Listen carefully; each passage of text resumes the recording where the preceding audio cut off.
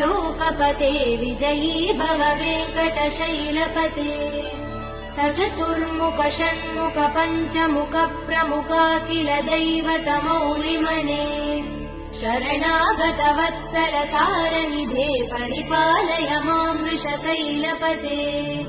अतिवेलतया तव दुर्विषहैयनुवेल कृदक्षपराध सदैः हरितं त्वरितं वृषशैलपते परया कृपया परिपाहि हरे